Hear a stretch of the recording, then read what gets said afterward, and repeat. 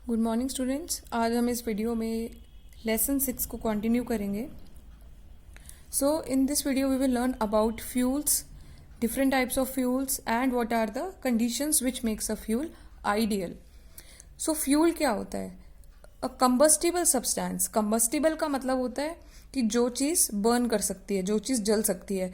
A combustible substance which on burning, जो जलने पे क्या प्रोड्यूस करता है, produces a large amount of, वो लार्ज अमाउंट की खूब सारी हीट और लाइट को प्रोड्यूस करता है और जिसकी एनर्जी को हम यूज़ करके, यूटिलाइज करके अलग अलग काम करते हैं। जैसे वुड एक फ्यूल है, इसको बर्न करके हम फूड कुक कर सकते हैं। या एलपीजी है, इसको ये हम अपने गैस सिलेंडर्स में रखते हैं। किचन में जो गैस सिलेंडर होता है, इसकी बर्निंग से हम फूड कुक करते हैं। पेट्रोल डीजल की हेल्प से हम अपने व्हीकल्स को रन करते हैं। तो फ्यूल्स जो है ये हीट एंड लाइट को प्रोड्यूस करते हैं, जिसकी तो इनकी एनर्जी की हेल्प से हम बाकी दूसरे काम करने में इनकी एनर्जी को यूटिलाइज करते हैं। सो टाइप्स ऑफ फ्यूल सॉलिड भी हो सकता है, लिक्विड भी हो सकता है, गैसियस भी हो सकता है। जैसे सॉलिड फ्यूल में coal, coke, wood, charcoal, animal dung cakes, ये सब सॉलिड फ्यूल के एग्जाम्पल हो गए। लिक्विड फ्यूल जो कि लिक्विड फॉर्म में होते हैं, जैसे कि petrol, diesel, kerosene. Gaseous fuels क्या हो गए? जो कि गैसियस फॉर्म में होते हैं, जो गैसियस स्टेट में होते हैं, जैसे नेचुरल गैस हो गई, एलपीजी हो गई, कोल गैस हो गई, सीएनजी हो गई। ये सब क्या होते हैं? ये गैसियस फ्यूल होते हैं। ठीक है। So these are 3 types of fuels. Now ideal fuel. Ideal fuel का मतलब क्या होता है? आइडियल फ्यूल का मतलब होता है कि वो कंडीशंस क्या होती हैं। आइडियल वो होता है ना जिसको हम कहते हैं कि ये सबसे इसके पाथ पे हमें चलना चाहिए, क्योंकि इसने अपने लाइफ में ऐसे काम किए हैं जो कि आदर्श हैं। तो आदर्श फ्यूल एक तरीके से। तो आइडियल फ्यूल के लिए कैसा होता है आइडियल फ्यूल? आइडियल फ्यूल जो होता है वो चीप होता है और इजीली अवेलेबल होता है। मतलब वो सस्ता है और बहुत ही आसानी से मिल जाता है, क्योंकि अगर फ्यूल ज़्यादा महंगा होगा तो उसको खरीदना उतना मुश्किल हो जाएगा।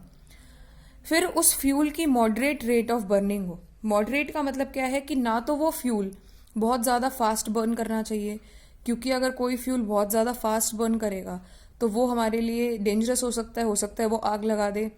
या अगर कोई फ्यूल बहुत ज़्यादा स्लो बर्न करेगा तो क्या होगा? तो उसके अंदर से जो एनर्जी निकलेगी वो उतनी काफ़ी नहीं होगी जो हमारे और कामों के लिए काम आ सके। तो इसलिए एक फ्यूल जो है उसकी मॉडरेट बर्निंग होनी चाहिए, मॉडरेट रेट होना चाहिए, कि ना ही वो बहुत ज़्यादा तेज़ जलना चाहिए और ना ही वो बहुत धीरे जलना चाहिए। Then it should not produce any poisonous और इरिटेटिंग फ्यूम्स आफ्टर बर्निंग।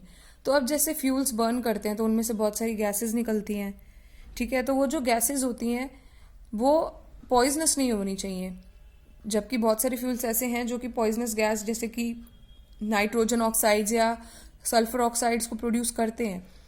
तो आइडियल फ्यूल ऐसा फ्यूल होना चाहिए जो हमारे एक तरीके से एनवायरनमेंट को पॉल्यूट ना करे या कोई ऐसी गैस प्रोड्यूस ना करे जो इरिटेशन कॉज करे। नो रेजिड्यू और ऐश। एक आइडियल फ्यूल वो होता है जो बर्न करने के बाद कोई भी रेजिड्यू, मतलब उसको बर्न करने के बाद कुछ भी ना बचे। रेजिड्यू क्या होता है? बचा हुआ, जिसको ऐश भी कहा जाता है। तो अनबर्न्ड कोई भी चीज़ ना बचे उस फ्यूल में से। High calorific value. Calorific value का मतलब क्या होता है? कैलोरीफिक वैल्यू होती है heat produced per unit mass of a fuel. मान लो तो आपके पास 1 ग्राम ऑफ फ्यूल है, तो 1 ग्राम फ्यूल को जब आपने कंप्लीटली बर्न कर दिया तो इस 1 ग्राम फ्यूल में से कितनी एनर्जी निकले, उसको कैलोरीफिक वैल्यू कहा जाता है।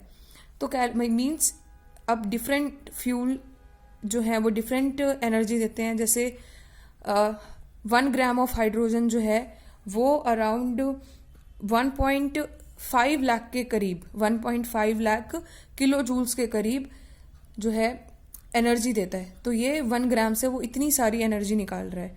ऐसे ही अगर हम वुड को देखें तो जो वुड होती है वो सिर्फ 7 to 22 kilo joules per gram energy निकालती है। मतलब 1 ग्राम वुड में से आपको 17 से लेकर 22 ग्राम तक की क्या मिलती है?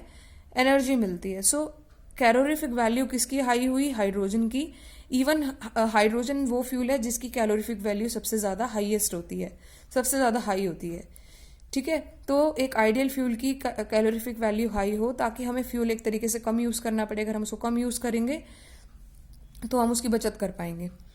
देन जो फ्यूल है वो सेफ होना चाहिए कि उसको हम आसानी से कहीं पे स्टोर करके रख सके, ट्रांसपोर्ट भी कर सके, डेंजरस ना हो, क्योंकि फ्यूल को बहुत ही सावधानी से, बहुत ही केयरफुली क्या करना पड़ता है, उसको रखना पड़ता है या ट्रांसपोर्ट करना पड़ता है कि उसमें आग ना लग जाए, क्योंकि फ्यूल में तो बहुत जल्दी आग लग सकती है।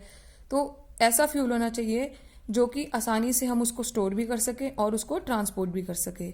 और आइडियल फ्यूल का इग्निशन टेम्परेचर जो है should be above room temperature. इसका इग्निशन टेम्परेचर रूम टेम्परेचर के ऊपर क्यों होना चाहिए? क्योंकि अगर रूम टेम्परेचर से कम होगा तो ये तो वैसे ही बर्न होने लग जाएगा, फिर तो आग लगने का बहुत ज़्यादा खतरा है। तो रूम टेम्परेचर से ऊपर इसका इग्निशन टेम्परेचर होना चाहिए ताकि सेफली हम उसको रख सकें। So this is all for the day. Thank you.